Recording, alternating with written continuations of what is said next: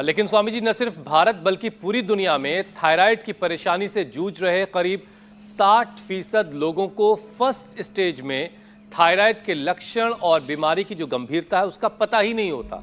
वो जानते ही नहीं कि क्या बला है। तो योगाभ्यास की शुरुआत तो आपने करवाई दी है, लेकिन ज़रा ये समझाइए कि कैसे समझा जाए, कैसे परखा जाए कि थायराइड हो गया है और कितना गंभीर है, इसको बहुत सीरियसली लेने की ज़रूरत है या अभी हल्के में लेने की आवश्यकता है, कैसे पता किया जाए? तो देखो, जब अचानक वजन बढ़े, रोज का खाना पीना तो वही चल रहा था, जब अचानक वजन बढ़े या अचानक वजन घटे, अब ये तो थायराइड के लिए बता दिए।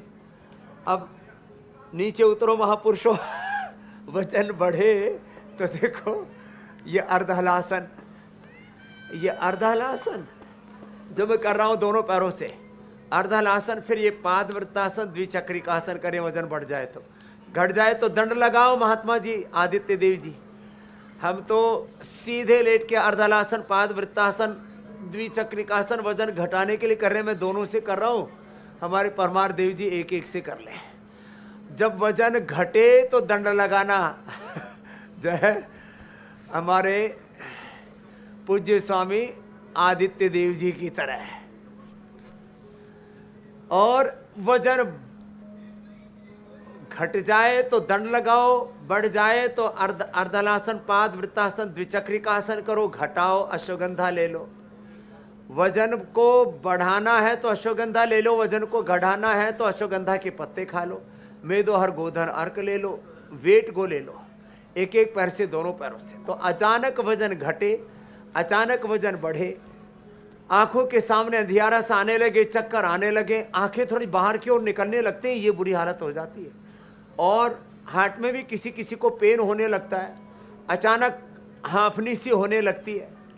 और इतना ही नहीं, किसी किसी के तो गले में भी सूजन जैसी आ जाती है और धीरे धीरे गांठ का भी रूप ले लेती है।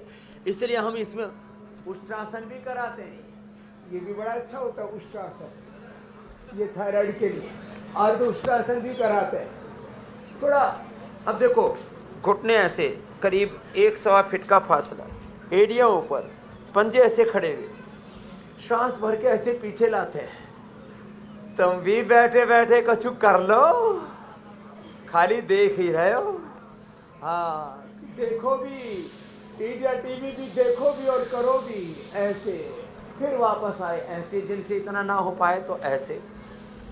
ये बहुत ही जबरदस्त है ऐसे। और फिर इसमें एक और अभ्यास है, ऐसे भी जिनका बैलेंस बिगड़ता है तो देखो ऐसे, जीभ बाहर निकालो, हाँ ऐसे जीभ निकाल रखे जैसे अभी दाल बाटी चूरमा 1 किलो खा जाओगे।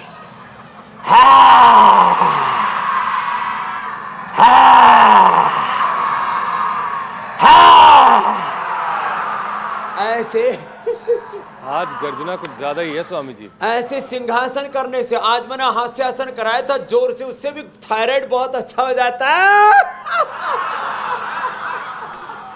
इससे 37 ट्रिलियन सेल्स को हंसने रखते, सारा रोग शोक विषाद अवसाद दूर हो जाता है। ये गले के लिए सिंहासन, हास्यासन। और ऐसे गले को टाइट करके श्वास अंदर भरो और होल्ड करके रखो ऐसे ऐसे, और फिर दाएं को बंद करके बाएं से छोड़ दो। फिर थायराइड का पूरा पैकेज होगा। कपालभाति करते समय पॉइंट दबाओ, ये पॉइंट दबाते हुए करो जी विनोद जी, ऐसे दोनों हाथों में और दोनों पैरों में ये पॉइंट दबाना, ऐसे ऐसे ऐसे। और अच्छा स्वामी जी, थायराइड तो ठीक होगा, अंगूठे से दबाओ। और वजन बढ़ा हुआ है तो बैठ करके स्थित कोणासन, चक्रासन करो महात्मा जी। जी स्वामी जी, थायराइड तो ठीक होगा, क्योर होगा, लेकिन एक समस्या ऐसी है जो ठीक होने के बजाय और गंभीर होती चली जा रही है, रोजाना हर गुजरते लम्हे के साथ और मुश्किल हो रही है। और वो मुश्किल है स्वामी जी बच्चों के फ़ोन का इस्तेमाल, जिससे हर माता पिता बहुत परेशान है।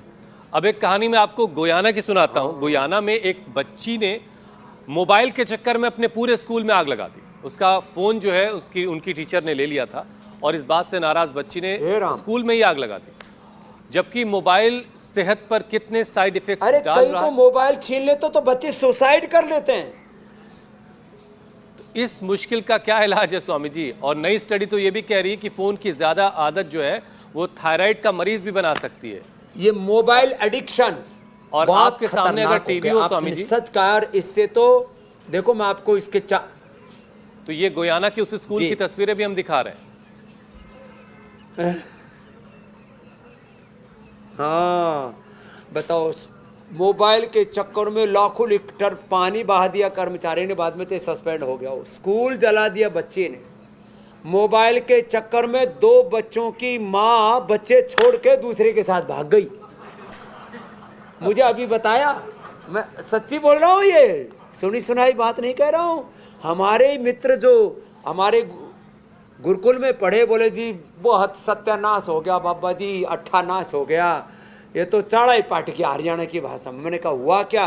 बोले 2 बच्चों की माँ मोबाइल पे एक दूसरे से कोई नैना लड़ गए, किसी के दिल लग गए।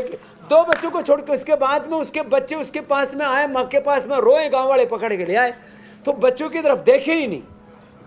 और 2 बच्चों का बाप छोड़ के दूसरे के गले हो लिया। ये हो रहा है।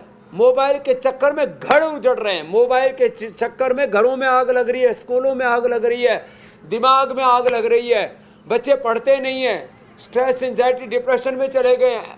एडिक्शन ऐसा हो गया, रात भर माँ बाप मना करते हैं तो कमरे की लाइट बंद करके और अंदर गुदड़ी में, अब माँ बाप ने क्या किया, बोला अब तो अकेला नहीं सोएगा, हमारे साथ सोएगा, तो गुदड़ी में कंबल में अंदर ही अंदर देखते हैं। बहुत बुरी हालत है। बाथरूम में जाकर के मोबाइल देखते, बाथरूम में। अरे भाई काहे, तो क्या करें? एक योग की अच्छी आदत डाल लो, योग करने का एडिक्शन पैदा कर लो। स्वामी जी, जैसे इसके हमारे पीछे की एक साइंस है, जरा उसके बारे में योग बता का दीजिएगा। एडिक्शन पैदा कर दिया आचार्य चंद्रमोहन जी को, जो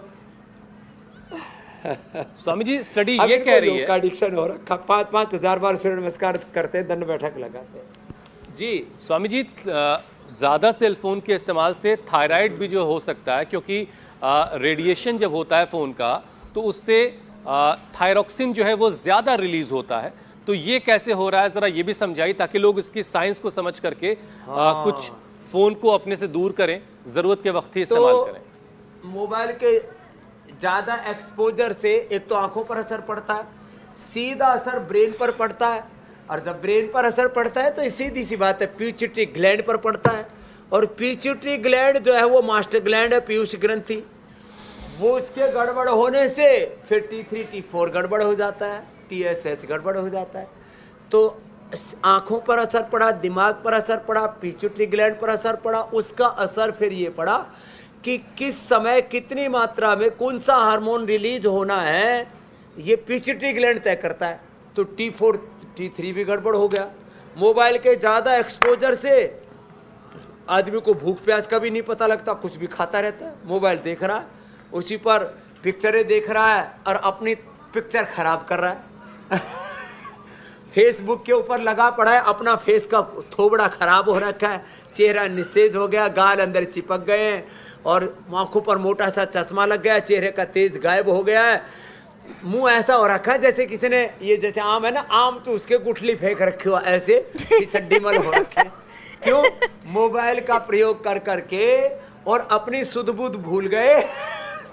हाँ, आपने तो पूछा इसका दिमाग पर कैसे असर होता है, इसका थायराइड पर कैसे असर होता है, आंखों पर, दिल पर कैसे, इसका तो पूरे शरीर पर असर होता है। मोबाइल का जो रेडिएशन है, एडिक्शन है ना, इससे पूरे दिमाग की हमारी जो फ्रिक्वेंसी है, जो हमारे अंदर के जो एनर्जी चैनल्स हैं, उनको सबको डिस्ट्रक्टिव कर देता है, जैसे आंधी तूफान की तरह उल्टा पुल्टा सब हो जाता है। तो भूख प्यास भी गड़बड़ हो जाते हैं, कॉन्स्टिपेशन, कोलाइटिस जैसी बीमारी भी हो जाती हैं। तो मोबाइल का ओवर एक्सपोजर ये तो बहुत ही खतरनाक है। इसके ऊपर माँ बाप को भी जागरूक रहना चाहिए। हमने अपने पतंजलि गुरुकुलम आचार्य कुलम में मोबाइल पर बैन कर रखा है। अब तो अमेरिका जैसे देशों में भी ये कहा जाने लगा है कि अब मोबाइल से दूरी बनाने के लिए कहते कुछ घंटे तो इसका उपवास करो। मोबाइल का डिजिटल ये बड़ा डिटॉक्स। मामला। जैसे जैन धर्म में बहुत उपवास होता है ना, बहुत जैनी है यहाँ। लेकिन स्वामी जी लोग करते कहाँ हैं? तभी तो हर बार आपकी शरण में लोगों को हम चाहकर, और कुछ जो नहीं चाहते हैं योग करने, उन्हें भी खींच करके ले आते हैं कि कुछ तो कर लो। इंडिया टीवी हर वक्त हर जगह डाउनलोड करने के लिए सर्च करें India TV news Google play store या ऐप स्टोर पर।